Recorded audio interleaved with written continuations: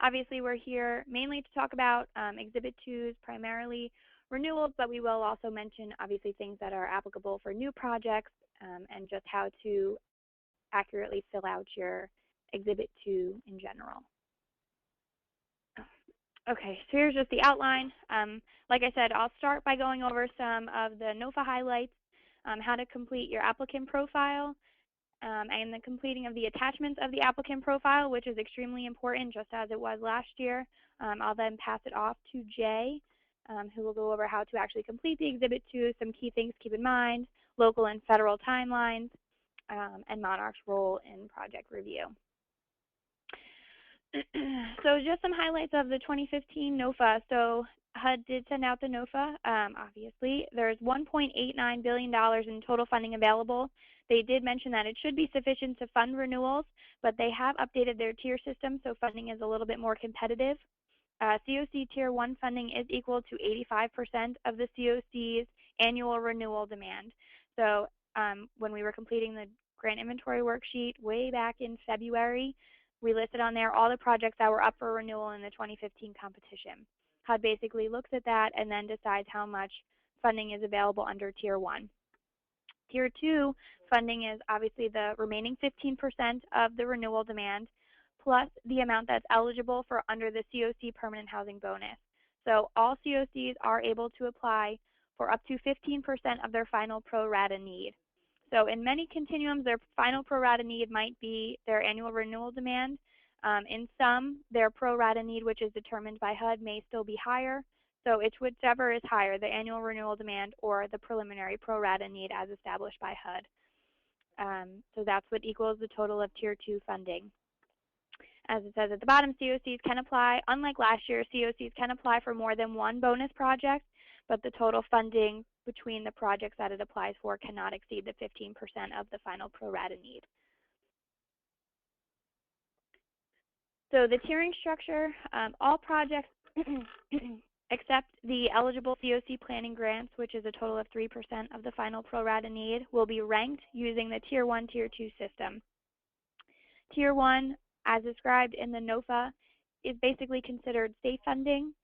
It will be awarded as long as the project applicants pass the eligibility and threshold review, as HUD has outlined in Section 5 eligibility information of the 2015 NOFA. It's pretty basic information. It's making sure you know that your project is classified the way that it's supposed to, and doing what it's supposed to based on previous applications. So if you're interested to make sure that you're meeting that eligibility criteria, I would take a look at the 2015 NOFA in that section. Tier 2 is much more competitive than it has been in the past. Projects will be awarded based on the score of the individual project.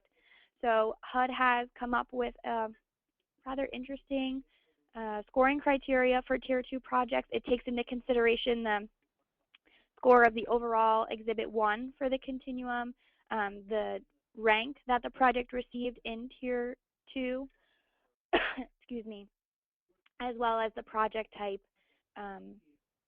So if, again, you do want to see exactly how Tier 2 projects are being scored, I would look at Section 2, Part B of the fiscal year 2015 NOFA. Again, a lot of whether a project falls into Tier 1 or Tier 2 is decided by the review committees for the Continuum of Care. So you should all be either have been made aware of your ranking or will be made aware of shortly.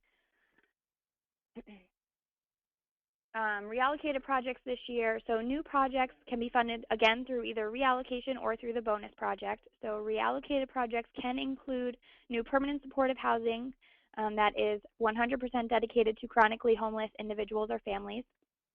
It can include new rapid rehousing projects for homeless individuals or families, which is a switch up from last year. They must be coming directly from the streets or emergency shelters.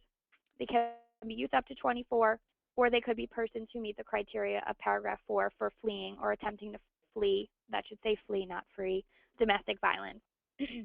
And then the last criteria for new projects only under reallocation would be new supportive service only projects that are specifically for a centralized or coordinated assessment system. Again, each COC should be having a local application process that goes over what new projects they're prioritizing for, whether they're reallocating, or whether they're strictly going for the permanent housing bonus. So if you have any questions related to the new project application, you should reach out to your local Continuum. For the permanent housing bonus project, it's very similar to the reallocation projects. It's just it can only be related to permanent housing, so permanent housing for chronically homeless or rapid rehousing for individuals or families. Project application. So just like last year, there is a strong focus on a need for accurate Exhibit 2 project applications. So HUD was much more pleased with the Exhibit 2s that they received in the 2014 round. They felt the information was much more accurate and better reflected what the programs were actually doing in the past. So they have, again, put a strong emphasis on this. They don't want to see agencies that are just kind of putting together an application that's based on previous information. It's not actually showing what the project is doing. There also are points associated with project applicants having accurate documents submitted under the applicant profile. I think this is something that we've stressed the past couple of years. There are now actually points associated with it. So it's going to be really important to make sure that you fill out those documents correctly, and I will go through them as we go through the applicant profile. So how to complete your applicant profile. So when you log into eSnaps, on the left-hand side over here, I think they can see my, over here, you'll see applicants. So you'll want to select applicants, and then once you're here, you'll click on this folder. If you are a new project that has never submitted an application in eSnaps before, this will be blank when you click on applicants, and you'll just have to click up here to actually create you in the system, your applicant profile in the system. You then will still have to click on this orange folder to access your applicant profile. When you first log on, if you're a renewal, obviously, or new project, this will be the first page that you will go to. If you're a new project, you'll be able to start filling this information out. If you are a renewal project, though, the first thing you have to make sure you do is go to the submission summary on the left-hand side over here. Click that, and down at the bottom there will be an edit button. You have to click this edit button before you can actually do anything in your applicant profile.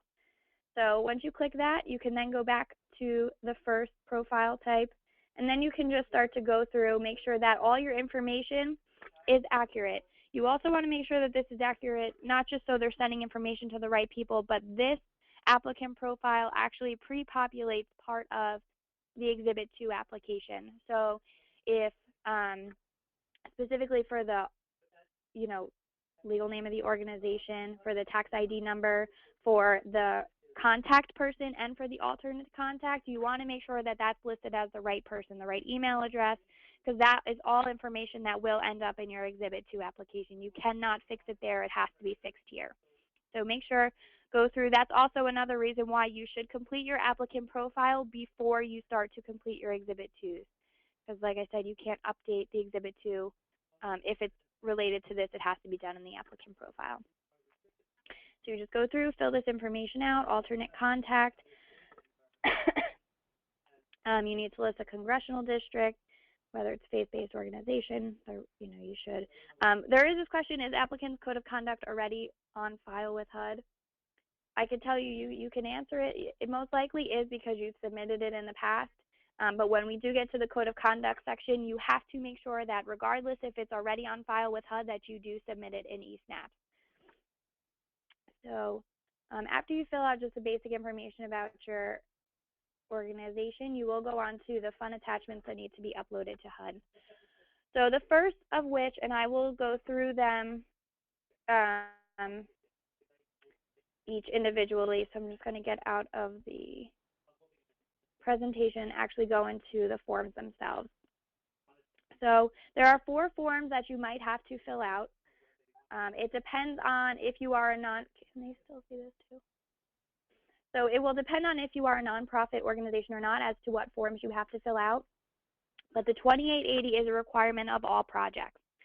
This is the form that's possibly most important just because it has the most details to remember. So for this form, you need to fill out a 2880 for every project you are applying for through the Continuum of Care. So let's say you have a renewal project that you've submitted that you're submitting for renewal funding and you're putting in a new project, you need to make sure you have a full 2880 in eSNAPs for both projects. If you have 8 of them, you need to fill out 8 of them. I know this is a pain, but it has to be done, and HUD does check it. One thing to keep in mind is that there is, as you can see here, only one line to actually upload anything. So what you'll have to do is merge all of your PDFs into one file before you upload them into eSNAP. So you want to make sure that all 2880s are included when you do this final upload into eSNAP. Yeah, right, 1 per project. So when filling out this form, I'm just going to go through this quickly for some things. So they're all an initial report, since this is, you know, the first time that you're filling it out for this competition. Applicant recipient name, they should obviously match the grantee's name, address and phone number, pretty self-explanatory. The employer ID number for your agency. The HUD program name is Continuum of Care, so that should be standard on all of your forms. The amount of HUD assistance requested, please make sure that this matches exactly the total budget that you're requesting from HUD. So if your budget is, you know, $45,127, that's what it has to list here. It has to match exactly. Down here for question number 5, you then put the name of the project. So if it's a Shelter Plus Care program, you could say, you know, whatever, program Shelter Plus Care, and then you want to list the address of the project. So if it's a project-based program, you obviously would list the address of the actual program. If it is a scattered site program, say you're doing permanent housing, you can list it as the address of your agency. So it's, you know, wherever you're doing most of the activities for the program, which would obviously be approving clients and things in your actual agency. If you, as a note, if you do have documents already in your applicant profile, one thing I do want to say is you will have to delete them. So all documents that are updated that are in your applicant profile have to be for the recent competition. And all forms need to be dated between July 1st, 2015 and November 20th, 2015. This is extremely important. HUD said it. They even had to update their dates. They put the wrong dates in originally. So you want to make sure that all documents are up to date for that time frame. In order to delete a document, you just hit this little red X over here. You can see it'll be in eSNAP. That'll clear out the current document that's in there, and then you'll have to update your new one. But it has to be for this year. So back to my 2880 form. I think it was July. Yeah. So for part 1 of the threshold determinations, are you applying assistance for a specific project or activity? This should always be yes. You're obviously applying for a specific project. Please make sure to answer this question correctly. We have received a ton of, or we've reviewed a ton of 2880s where, you know, the amount that they've listed here is $300,000, yet for some reason here they're saying that they do not expect to receive over $200,000. This is related to what you are receiving here. So if your project budget is over $200,000, you have to hit yes. If you hit no to this question, you do not have to fill out these bottom 2 questions, part 2 or 3. If you do hit yes, though, if your project budget is over $200,000, you must fill out these areas, even if the answer to the question is none.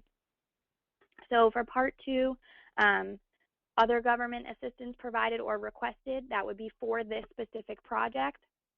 You can just put none if you do not expect to receive any other funds for this project. You also will have to fill out the interested parties.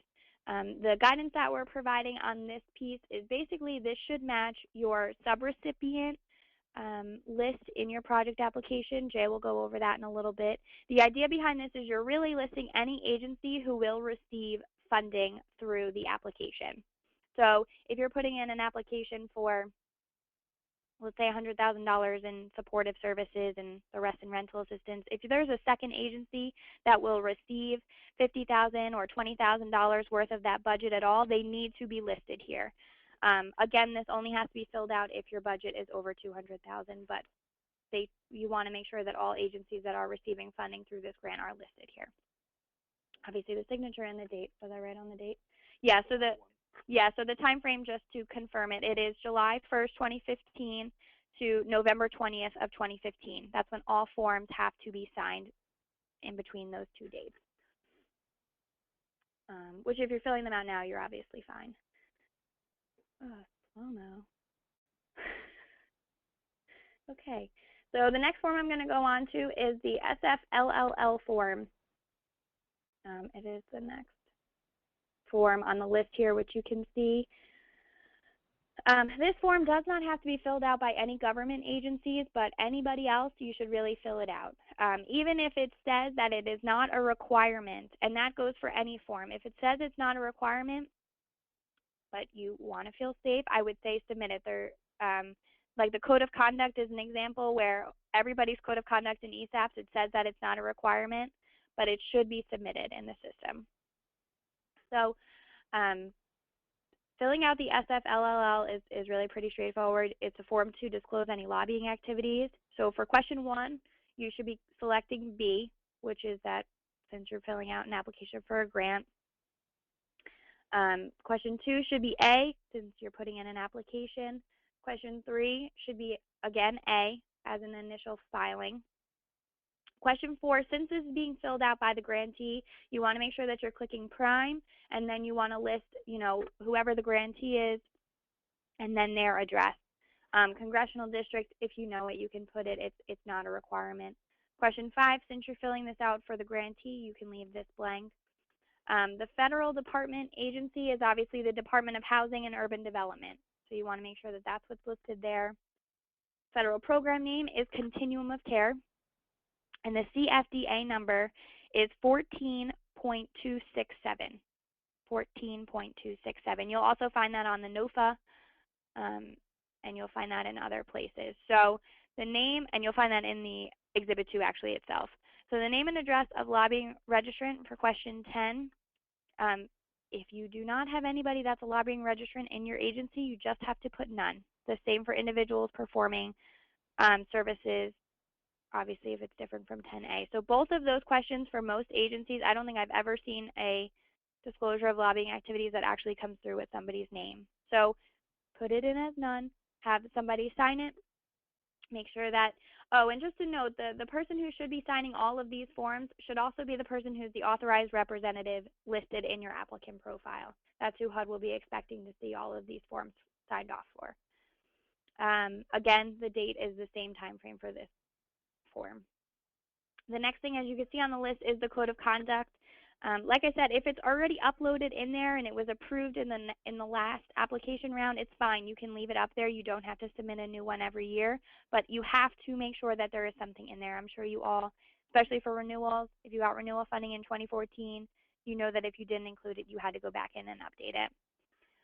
So the next form is the HUD Form 570. So it's the certification of a drug-free workplace. So unlike the 2880, you do not have to do a form for each project. You can include them all in one. So when you're filling it out, obviously applicant name, again, it's the same as the grantee. The program or activity, so you would basically list every project that you're submitting, you would list their program name here. So if you have 4 different programs, you want to list them all in this line.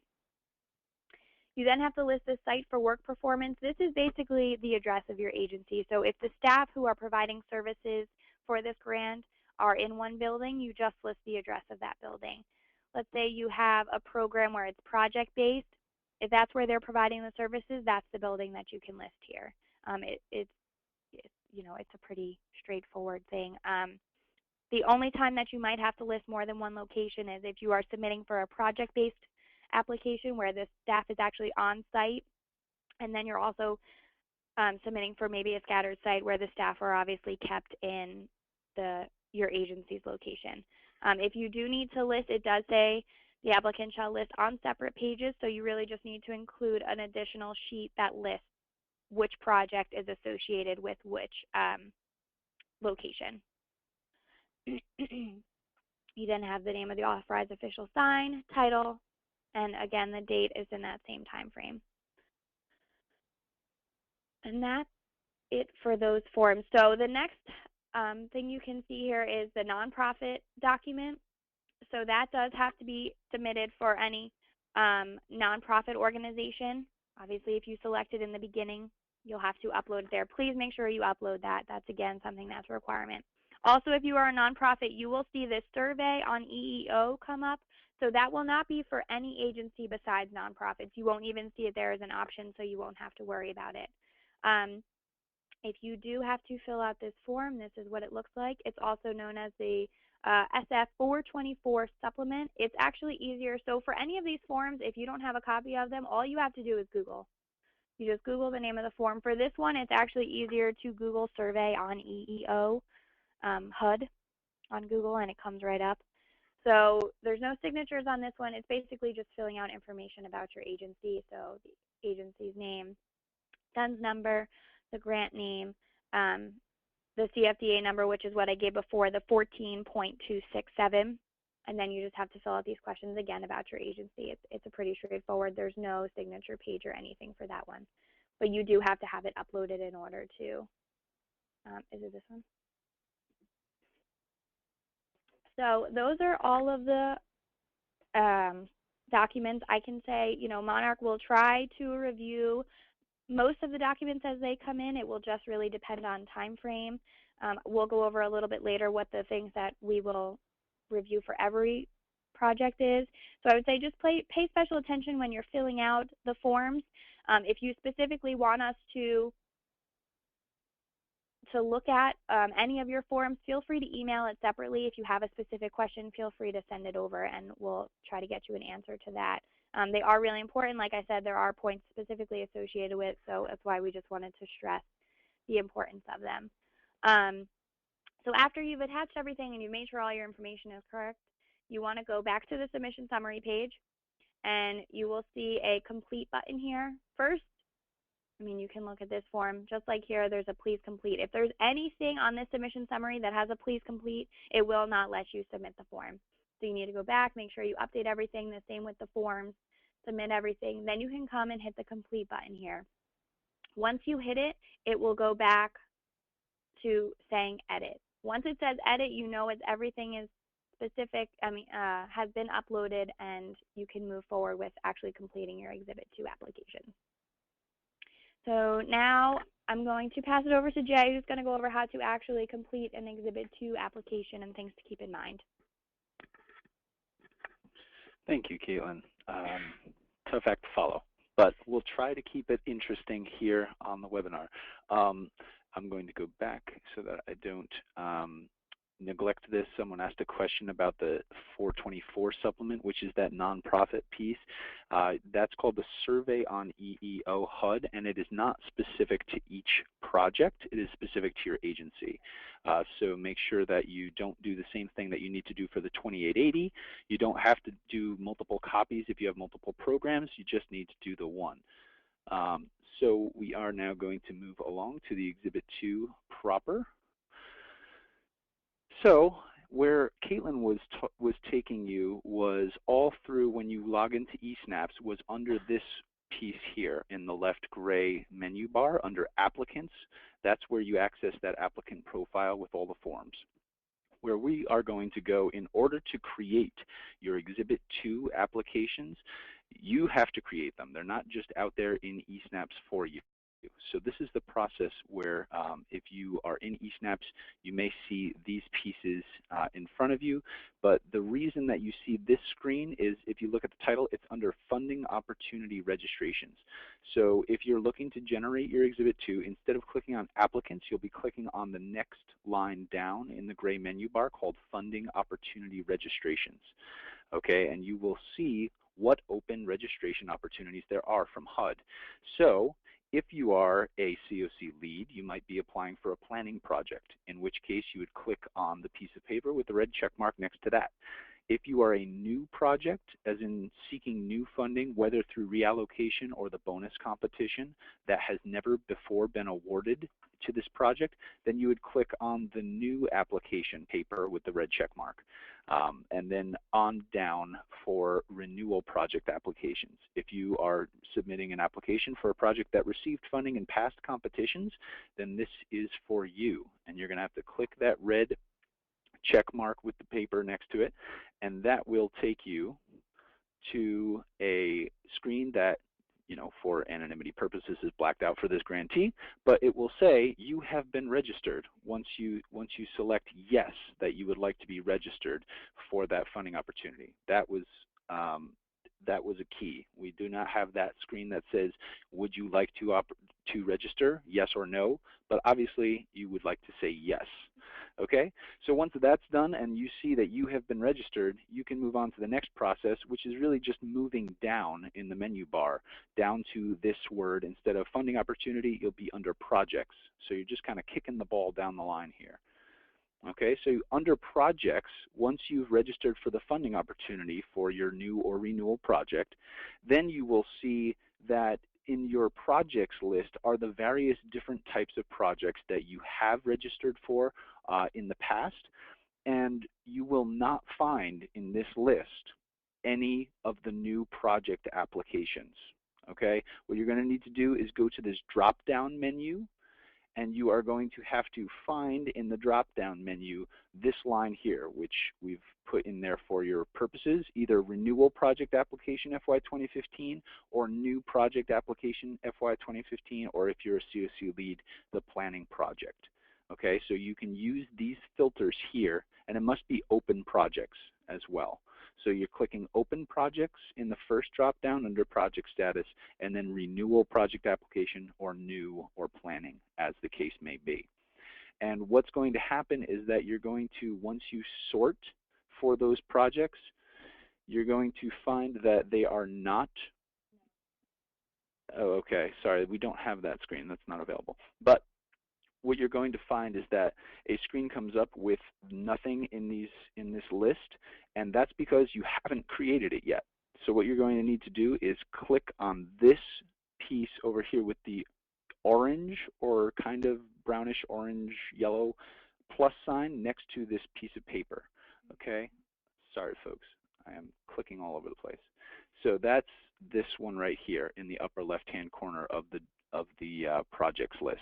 And then you will see that you will come to a screen that we do have, and that one has a list. It'll tell you what kind of project you're working on. Then it will list you as the applicant agency. And what you're going, oh my goodness, I'm sorry folks, I cannot use this mouse clearly. I'm going to revert to the keyboard. I'm devolving steadily, but that's okay. So you're going to be here. You're going to see that there's a renewal project application available, that there is an applicant project name, and you will fill in the exact project name that you want this funding opportunity to be for. So let's say it's a renewal application, as in the example on our screen.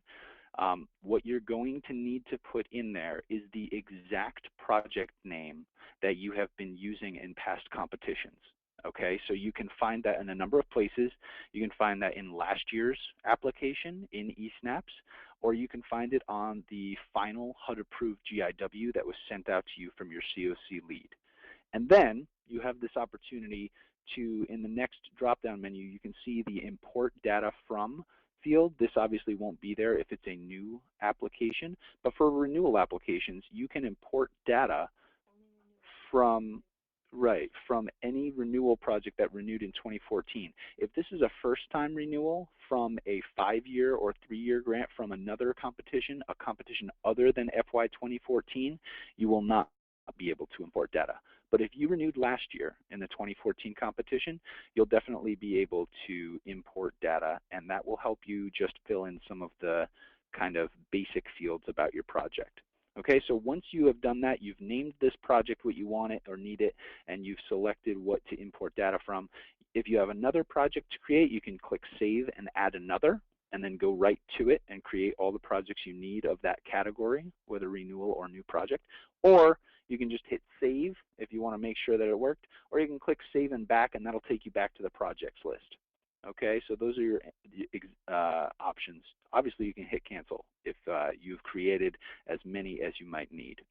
Okay, so moving on, like we said before, we've gone from the funding opportunity line, kicked the ball down to the project line, and then you will find down in the submissions list, once you click over in that left gray menu bar again, that you have created successfully your project.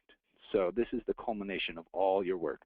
So you can find it here, and you will see it under the name that you chose for your project. So if you have multiple projects that you've done over the years with your agency, you may have too many for all of your projects to fit on the first page of your submission list.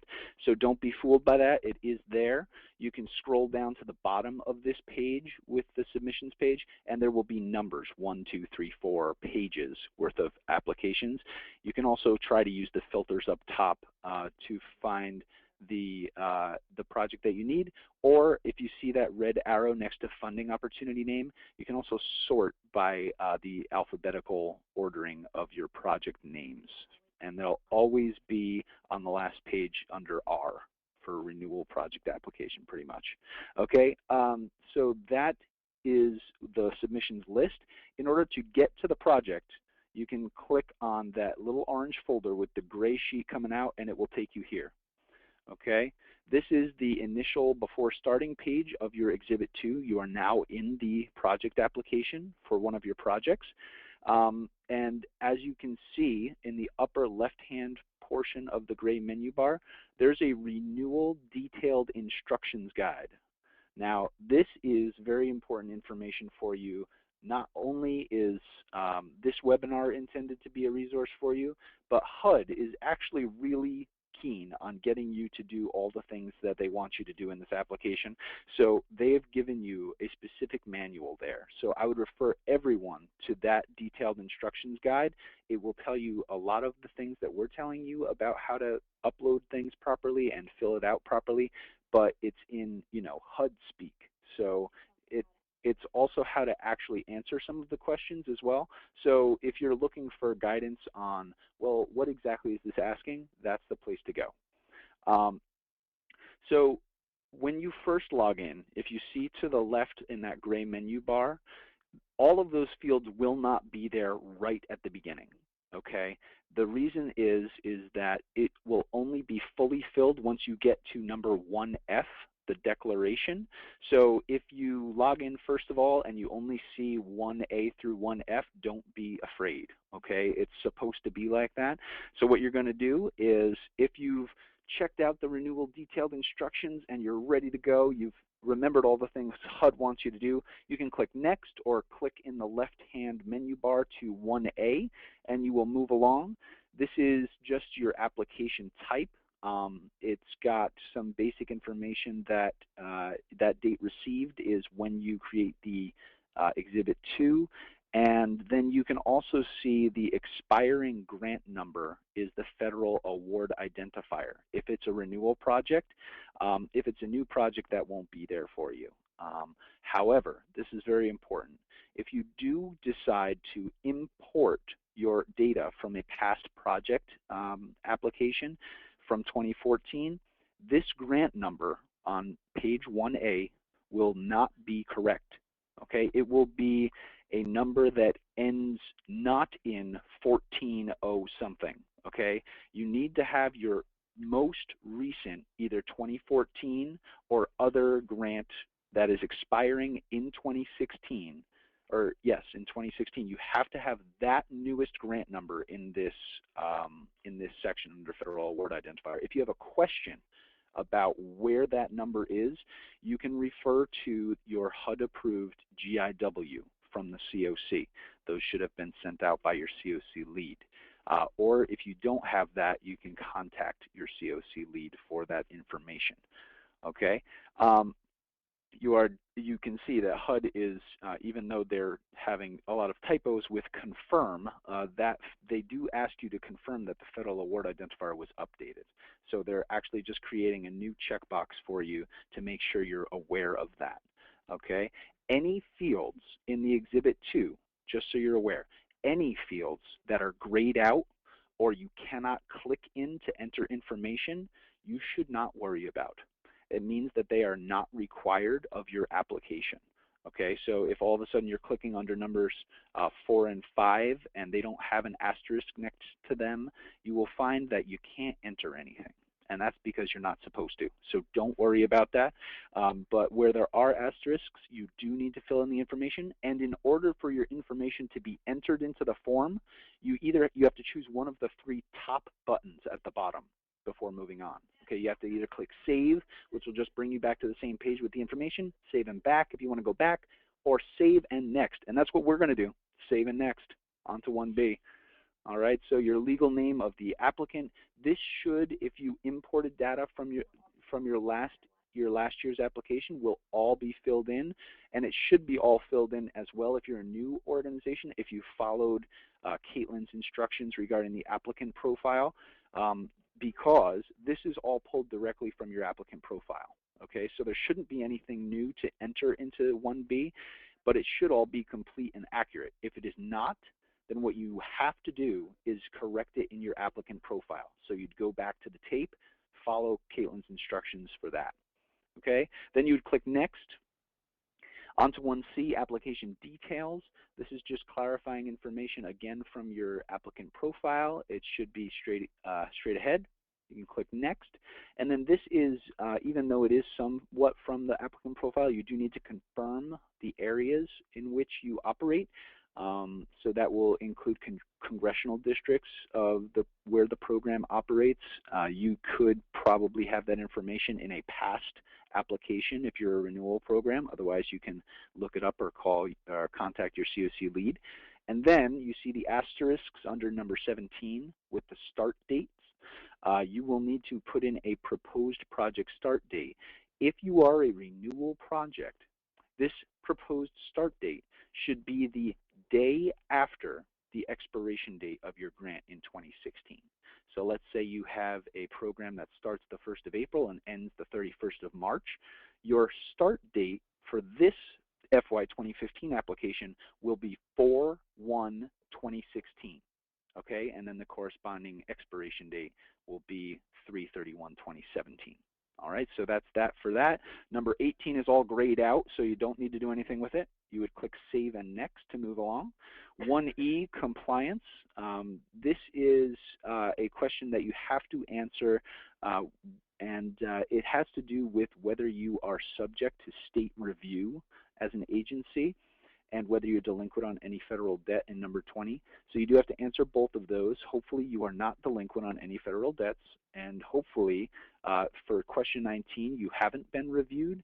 However, what you need to answer if you don't really know what 19 is, or if you are definitely not under state review for any of these regulations that you could look up, it's answer B. Program is subject to this regulation but has not been selected for state review on number 1E. So just keep that in mind, and then you can click Save and Next. This is the last piece of the form that will have initially come up in your Exhibit 2. Okay, so it's a declaration. It goes back to the authorized representative in your applicant profile, and basically it says everything I've said up until now is not fraud. Okay, it's basically saying I'm truthful in all this information, I've checked it, I've considered it, and whoever your authorized representative is, you have to check the box for I agree, and then click Save and Next for the rest of your Exhibit 2 to pop up. Okay, so when that pops up, you'll see that the first page is 2A, Project Subrecipients. So you're going to need to name the organization under the left-hand side there, and the type of subrecipient, excuse me, it must be a nonprofit agency. Oh no, it can also be an agency of public government. Yeah, it can and I think there's a little bit of variety there. But so regardless, you would need to make sure that you add that information in there. In order to add one, if there is none already there, you would click the yellow plus sign with the piece of paper in the upper left-hand corner. And if there already is one, since you imported data from last year, you would click that gray magnifying glass that's in the list, and you would also use that if you had to update something, okay? So you would have the subaward amount there, and you would move along with save and next. Oh, sorry, this is in the subrecipient piece. So this is where you get the detailed information about the subrecipient, including their address. You would need their organizational DUNS number, and also the same information about district, whether it's a faith-based organization. Similar questions to some that you had to answer about your agency in the applicant profile. So all of the asterisk or starred fields will be required. Make sure that they are accurate so that HUD does not come back to you with an issue about the eligibility of your subrecipients. That's not a fun thing. Okay? Oh, and only agencies that receive actual dollars as a subrecipient should be named through this grant. So let's say you have an agency on the grant that does not receive any dollars if it's a housing grant like leasing or rental assistance, and all they do is provide support services without receiving any support service dollars from the grant or any admin dollars from the grant. That would mean that you are only filling out their information potentially on a 2880, but you're not filling it out here. Okay, so you do not need to name any subrecipients in this Exhibit 2 that do not receive any dollars from the grant. So keep that in mind. Okay, and the documentation of nonprofit status will have to be attached, as you can see in this Section 8A for attachments. And even though it says not required, if you don't put it there, you will have issues in conditions next year. And it could actually be an issue with the eligibility or baseline requirements for HUD in terms of getting your funding. Okay, so make sure that that's all attached for your subrecipients, and you can move along to 2B. This is all information about your performance. It's asking about your APR submissions, whether you've had HUD monitoring findings, whether you have done quarterly drawdowns out of ELOCs if you are and these are all for a renewal project, and if you've had recaptured funds. So if you're a new project, you will likely not have some of these questions to answer for, but it will be if you're a renewal project. Okay, so we're taking you through the renewal project application. Some things may be slightly different, but we're not excluding things from that might be in other applications. So you'd click Save and Next after this. Project detail, again, you're checking the expiring grant number is right. That's going to be imported from earlier in the form. Then you have to make sure you're applying under the right COC. If you are one of those agencies with projects in multiple districts, make sure that you have the right COC and the COC applicant name, which will be the COC lead agency. Project status is standard. Component type would be whatever is accurate if you're an SSO, TH, or PH project. And then this is question number 6 about properties that have been converted through the Title V process. That was the military base realignment process. So if that doesn't apply to you, click No and click Save and Next. All right, this page has a narrative section here, and this is about the description of your project. Definitely refer to the detailed instructions that HUD provides you for this information when you're doing these narrative things, because it really does help you make sure that you're answering the question completely. If you do not have any of this information, make sure that you consult with whoever is providing the grant or the services in the grant if you're a new project applicant, and make sure you have a description that meets the stipulations and the instructions. Okay, this question number 2 is about coordinated entry. This is a HUD requirement for communities that are participating in the COC process. Coordinated entry is basically a system that allows your community to prioritize those folks that have the greatest need and the longest lengths of homelessness for permanent housing and other housing interventions. If you do not participate in this coordinated entry process, you will have to answer no and explain why. This may be that your COC does not yet have a full coordinated entry process. Okay, so if you have a question as to whether your COC does or does not have coordinated entry, consult with your COC lead agency and find out, because every single project in your COC is going to need to answer these questions. And the HUD wants to know who is or isn't participating if you have a coordinated entry process. Okay, for question 3, this is about specific populations. Specific population focus means the project is uniquely equipped to serve these types of populations, not necessarily that they are exclusively served by the project. Okay, so let's say that you have a question about this. You would need to refer to the detailed instructions, but that is the prescription of the detailed instructions, that if you have the ability in your program, you're equipped to serve these subpopulations, then you would click that these are populations you can serve. Okay, so make sure that you consult the detailed instructions on that one. And then for question number 4 on housing first, it's really important to answer this question accurately because it has implications for the COC's score. Basically what you'll see is this is a question about housing first, moving participants quickly to permanent housing. Obviously, you're going to need to answer honestly. So if any of the answers are yes, that you do in part B of the question, if you do screen out folks based on income, history of domestic violence, history of substance abuse, or criminal record, make sure that you do answer that honestly. You will see that the answers in sections B and C of question 4 translate into the answer to question D, or questions part D, yes or no, whether you have a housing first approach. HUD's basically giving you the check boxes to see if you meet their definition of what housing first is. Okay, so that applies to most permanent housing programs. For question 5, does the permanent housing project provide permanent supportive housing or rapid rehousing? Make sure you know. That would be for rental assistance projects if you're doing a rapid rehousing or a permanent housing program. Question 5A, project request costs under rental assistance, that's a yes or no. And then if you are changing from a leasing to rental assistance project through that process, you can click that in 5B. Okay, so you can move on with save and next. Section 4A, supportive services for participants.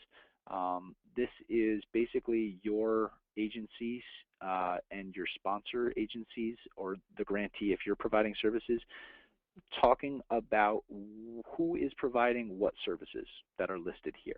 Okay, so you can answer all of those, and then questions 3 through 4 basically ask about the access that folks have to the program services and or the mainstream benefits that they could be linked to with the program.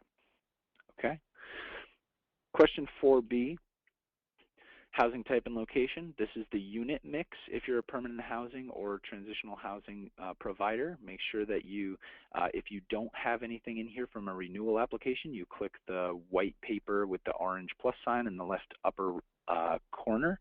And then if you do already have that information from a past application, you can click on the gray glass. Okay, moving on into that form, if you click that gray magnifying glass, you'd see this information. This is getting the specifics and details about the project. So you would have the housing type, whether they're clustered apartments or scattered site.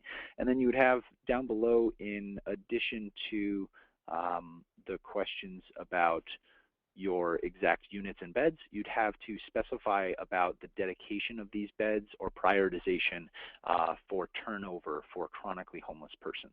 Okay, so make sure you answer that accurately. That's also going to be rolled into the Exhibit 1 application.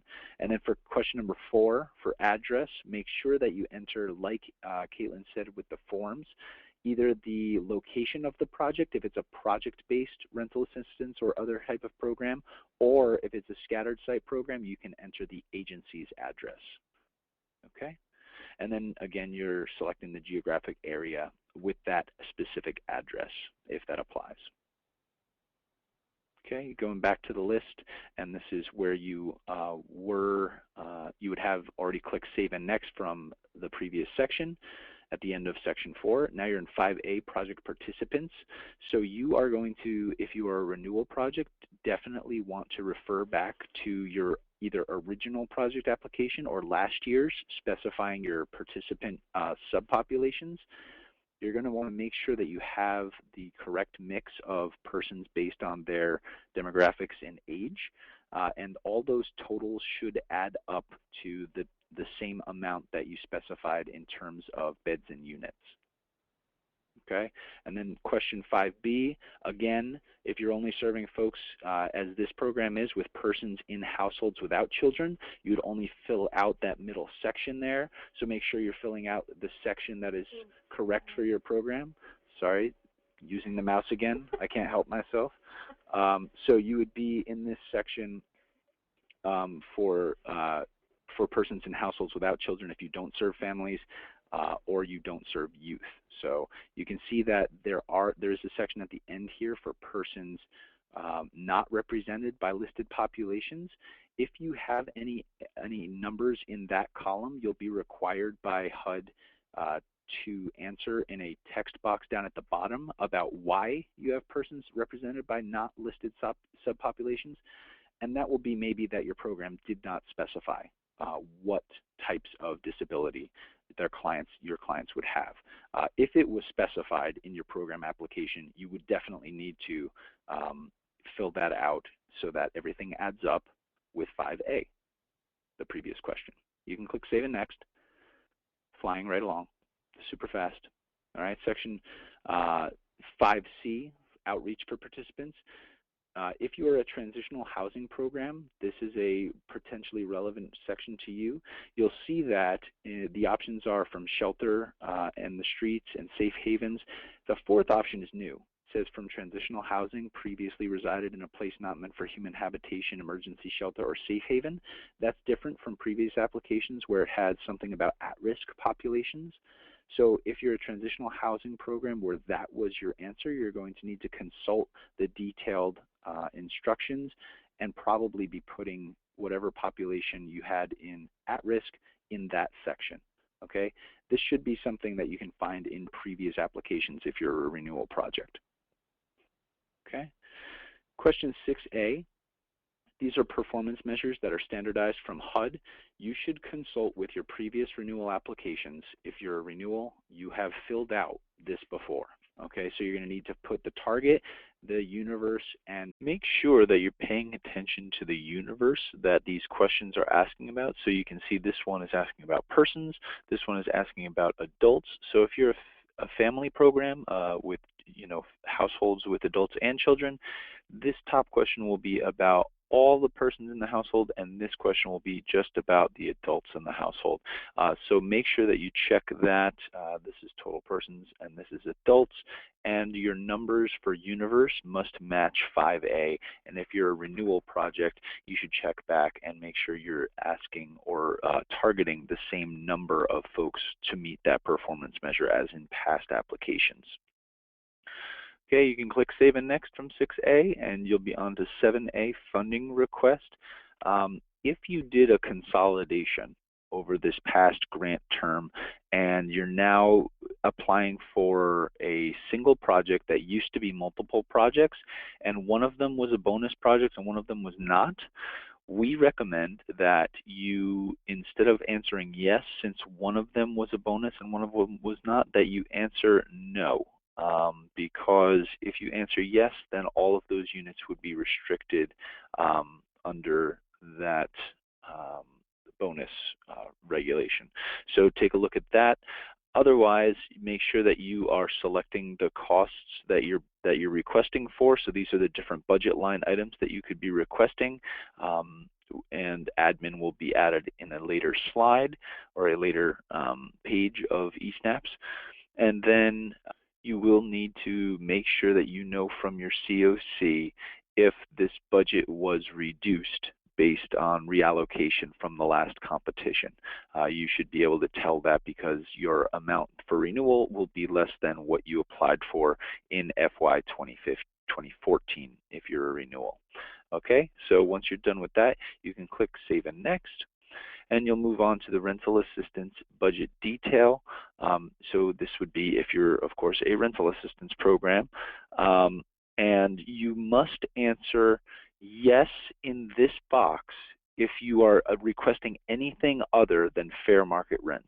Okay, so a lot of rental assistance projects are requesting at the fair market rent, which goes up and down each year depending on the calculation by HUD of your area's rents. However, if you've had a rental assistance budget cut, or if you've been requesting less than the fair market rent as a rental assistance program, you would need to make sure that in order to change that rent in this table, from what you've selected in this drop down, you'd have to select yes here, and then make sure you have the right rental assistance and FMR geographic area. Okay, once you're done with that one, you can click to save and add another. And just so you know, the reason that this particular applicant has a rental assistance budget is it goes back, if you walk with me back to 7A, all of these pieces here that you select on 7A are going to show up as separate pages for your budget to be detailed. So if you answer to rental assistance that you have rental assistance in 7A, it's going to show up as a separate page over here. Okay, so that would apply to any that you selected in 7A. All right, so once you're done with this, you could go to save and add another. Sources of match and leverage. This is a very, very important key piece. Make sure that you are meeting the match requirement. So it has to be 25% of the total budget matched minus the amount for leasing. So the only program type that wouldn't match 25% of every budget line item would be a leasing program, but even a leasing program, you'd need to match all of the other budget line items, including admin, operations, support services, etc.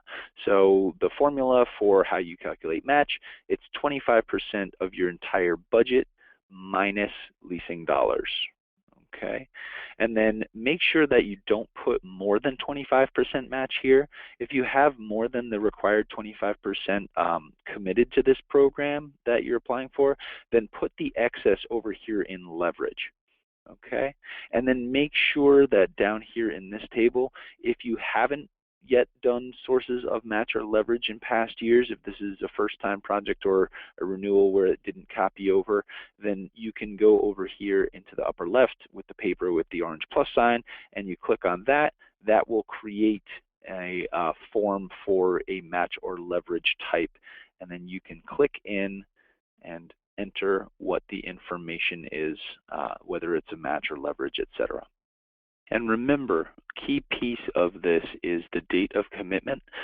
You should have, in order to document the leverage and match that you have in this project, you're going to be required to attach a letter of support. Okay, so you definitely want to make sure that in your attachments section that you have your letter of match and leverage commitment, and the date that you put here for the source of match or leveraging should match the date of the letter that you attach, whether it's from a partner organization or whether it's from your own organization. So make sure that all these dates are correct and that you've attached the required documentation.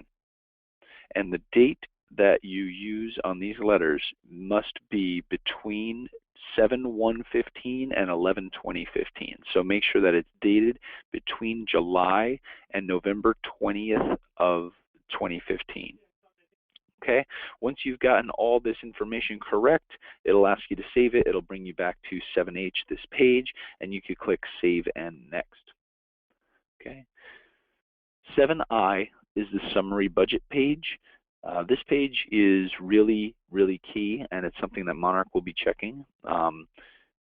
You want to make sure that the total requested assistance matches exactly what the COC has allowed you for funding in 2015. So that may match the GIW, or it may not match the GIW if there's been a reallocation or a slight revision in budget. So make sure you check that you're requesting the right amount. I know this says up to 10%, but in almost no case are you requesting up to 10%. Don't go above what your COC has allowed you to request. Okay, so this total assistance plus admin requested number should be exactly the total budget that your COC is allowing, and it should meet the match requirement. If you're not meeting the match requirement of 25%, this page would tell you down at the bottom here that there's a problem with your match in red. Okay, so once you're checked your budget and it's all good, you can click Save and Next. And that'll take you to this screen. This is, again, similar to one earlier. It's basically just having the authorized individual or certifying official signing off that all the information is correct. So if you are all square and everything looks correct, you can click this box, and that will indicate that everything in the application so far is correct. Once you have a check mark there, you can click Save and Next, and you should be done. Okay, the way that you will know if you are done is you can go to 9B, the submission summary page, which is the next page, and you'll see that you cannot submit, right? This submit button is grayed out, and that's because not everything is complete. It says here, so we didn't do our certification on this particular Exhibit 2. And there's a bunch of information up here that says it's not completed in sections 4 and 3 and 2. So you would have to go back, and you could click back in the gray menu bar to those pages to see what the issue is, make sure that everything is accurate.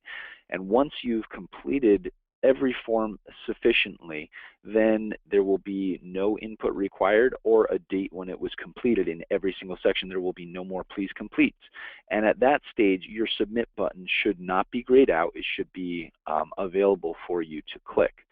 However, if this is your Exhibit 2 first time through and Monarch has not yet reviewed your Exhibit 2, please do not hit submit, okay? Because if there are any issues with what we've reviewed, we are going to have to do a little bit of an ordeal to re-release your Exhibit 2 to you so you can make adjustments. So for this preliminary review stage, don't hit submit until Monarch gives you the go-ahead, and instead export to PDF the completed form and email that to your COC lead and to Monarch, because that's going to be a way easier and quicker way than going all the way through the eSNAPS form for us to review all of your information.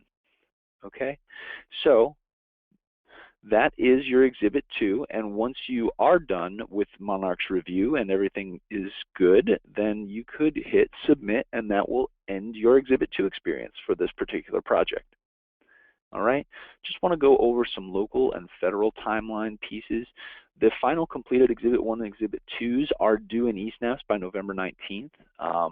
So we are trying to get everything together earlier than that in each community in order to review things in a timely fashion and get back to you, you grantees, in order to make sure that all the adjustments are made in a timely fashion.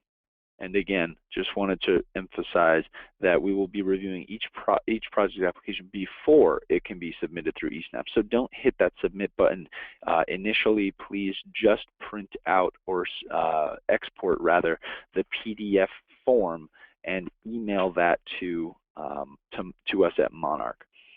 And then reach out to your local COC lead for your local deadline.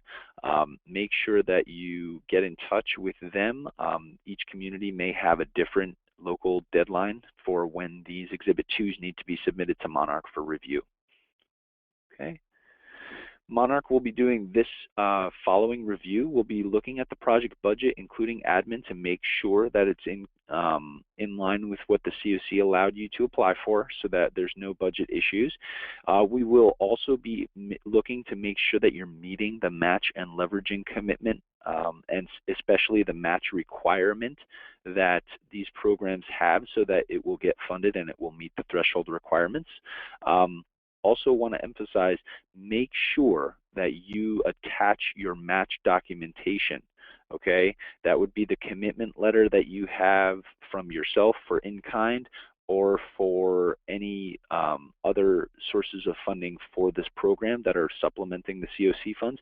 Be sure to attach match documentation, or it's going to come up as an issue, and it could even be something that prevents you from getting your funding because you don't meet that requirement from HUD. So make sure that you take the time to attach and acquire that match documentation. And then project component type, making sure that you're requesting the correct type of rental assistance or the correct type of assistance at all, leasing or rental assistance, etc., and making sure that your budget line items are correct. And then prioritization of the chronically homeless. We are going to be looking at those questions about whether you're prioritizing beds or dedicating beds, because that's relevant information that needs to be communicated in the Exhibit 1. So that's what we will be planning to review. If you take a look at this slide, you will see what member of the Monarch team you can plan to send your Exhibit 2 PDF versions to. As you can see, for myself, it's the Southern NJ, Mercer County, Middlesex, and Tri-County COCs. For Caitlin, it's Bergen, Hudson, Passaic, and Somerset. And for Thais, the Kelly, it's Atlantic, Ocean, Monmouth, and Morris. Okay, so please make sure that you do not submit if at all preventable. Just get that Exhibit 2 PDF and send it over so that we can review things, and then you can submit as quickly as we are able to turn around the review time. Okay.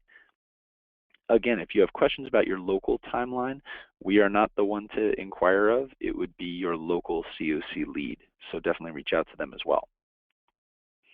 All right, we want to thank everybody for being on this call and on this webinar. It was, we hope it was helpful, and I ask that you would make sure that you read those detailed instructions for the Exhibit 2, and good luck, everyone. Thanks.